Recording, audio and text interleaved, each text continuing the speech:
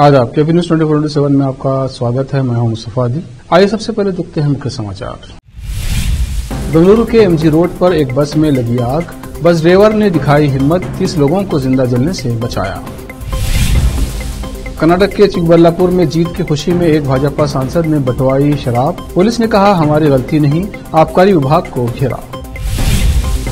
हाथरस भगदड़ मामले की होगी सुप्रीम सुनवाई, सुप्रीम कोर्ट में 12 जुलाई का दिन हुआ तय। अब आखिरी बॉल तक हार नहीं मानते, मोदी ने किया वर्ल्ड कप जीत का जिक्र और जोश से भर गए भारतीय। 3 दिन में 7 जवान शहीद, अब जम्मू क्यों बन रहा है आतंकवादियों का निशाना।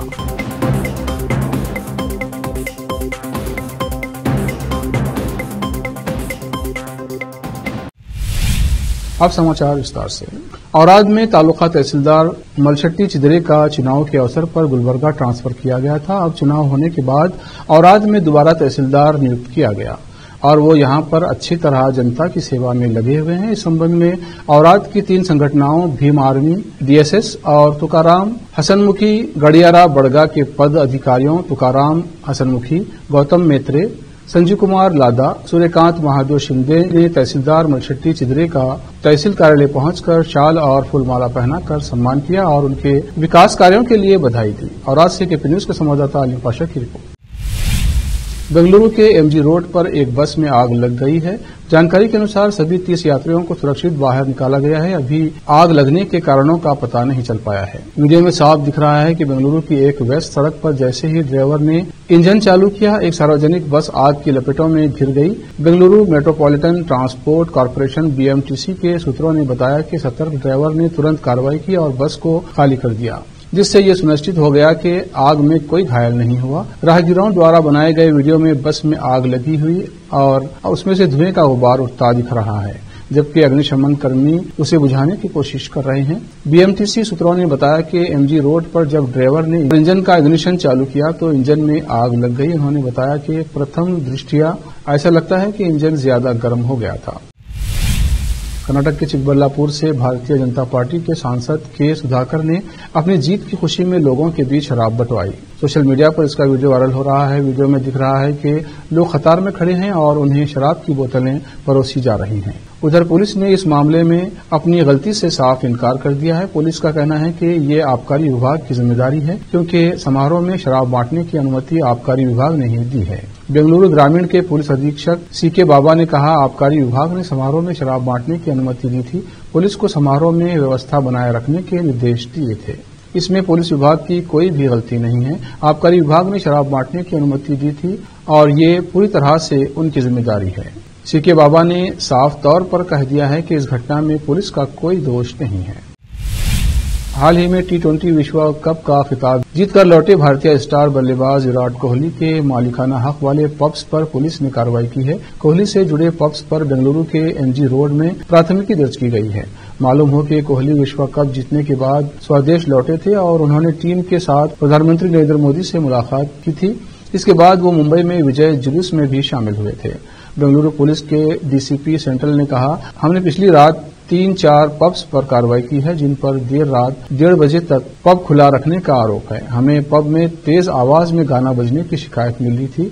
पब्स को सिर्फ रात 1 बजे तक खुला रखने की अनुमति है और इसके बाद कोई पब नहीं खुले रह सकते हैं।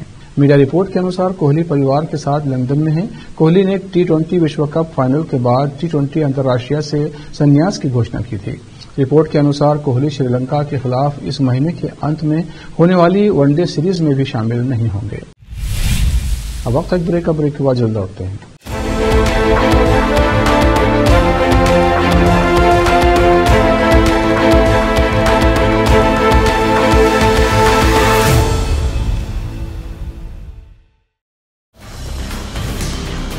हिंदुस्तान के हर कोने में हम हैं मौजूद।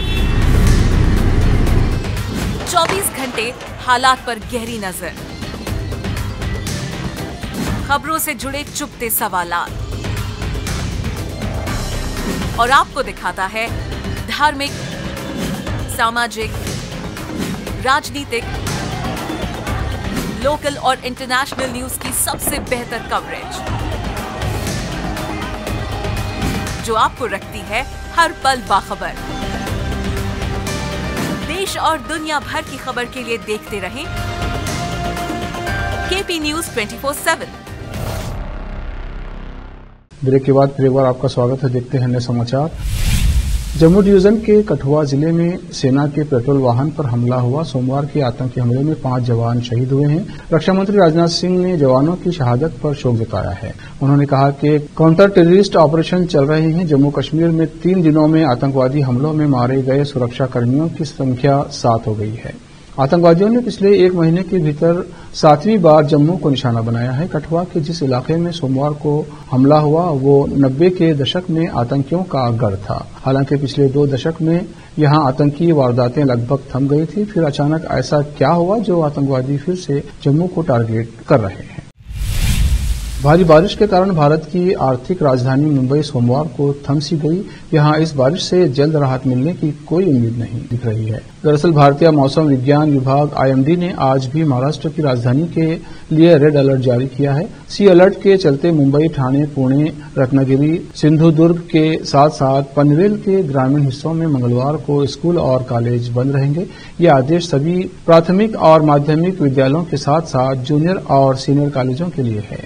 मुंबई के लोग सोच रहे थे कि सोमवार के बाद उनको राहत मिल सकती है, मगर बारिश के चलते आज की सुबह भी मायूसी में बदल गई।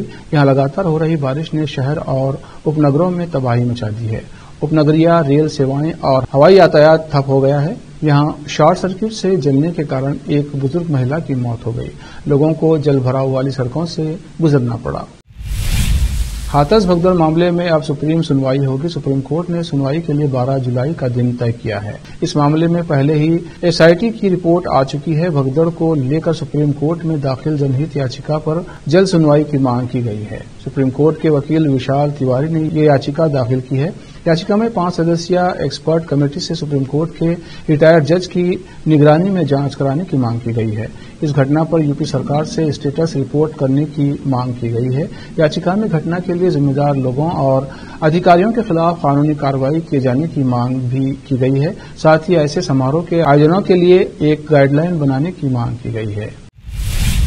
रूस के मॉस्को में उत्साह से भरे भारतीय समुदाय को पीएम मोदी संबोधित किया। मंगलवार को उन्होंने ये संबोधन किया।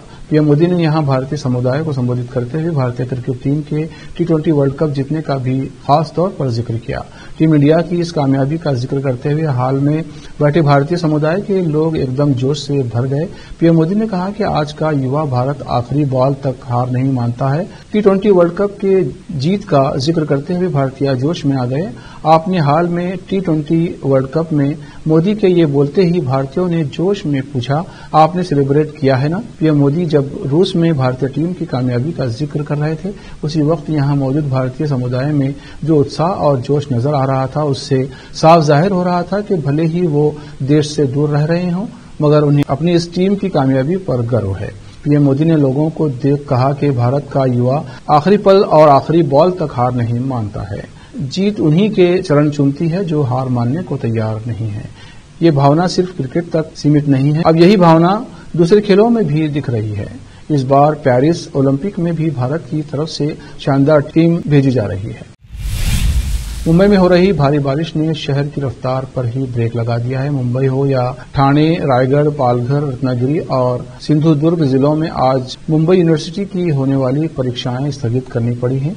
शहर की लाइफलाइन माने जाने वाली लोकल ट्रेनों पर भी असर पड़ा है। यहां वहां पानी लगने से आम लोगों को काफी परेशानी हुई। पिछले 24 घंटों में तो आम आदमी के साथ साथ माननीय विधायक और मंत्री भी काफी परेशान दिखे। उन्हें ट्रेनों से उतरकर ट्रैक पर चलना पड़ा। जी हां, उपनगरीय इलाकों और लंबी दूरी की ट्रेनें प्रभावित होने से विधायकों और मंत्रियों की परेशानी बढ़ गई। एक मीडिया रिपोर्ट के अनुसार विधानमंडल के दोनों सदनों में करीब 10-15 विधायक कुर्ला और ठाणे से पहले ट्रेनों में फंस गए थे। कुछ विधायकों को कुर्ला स्टेशन तक पहुंचने के लिए ट्रैक पर ही चलना पड़ा। उन्हें जल्दी से जल्द साउथ मुंबई पहुंचना था। असेंबली का सत्र चल रहा था। राहत और पुनर्वास मंत्री अनिल पाटिल ने जल जमाव के बीच पटरियों पर 2 किलोमीटर की दूरी पैदल तय की है। आखिर में फिर एक बार देखते हैं मुख्य समाचार। बेंगलुरु के MG रोड पर एक बस में लगी आग। बस ड्राइवर ने दिखाई हिम्मत, 30 लोगों को जिंदा जलने से बचाया। कर्नाटक के चिकबल्लापुर में जीत की खुशी में एक भाजपा सांसद ने बंटवाई शराब। पुलिस ने कहा हमारी गलती नहीं, आबकारी विभाग को घेरा। हाथरस भगदड़ मामले की होगी सुप्रीम सुनवाई। सुप्रीम कोर्ट में 12 जुलाई का दिन हुआ तय। अब आखिरी बॉल तक हार नहीं मानते, मोदी ने किया वर्ल्ड कप जीत का जिक्र और जोश से भर गए भारतीय। 3 दिन में 7 जवान शहीद, अब जम्मू क्यों बन रहा है आतंकवादियों का निशाना।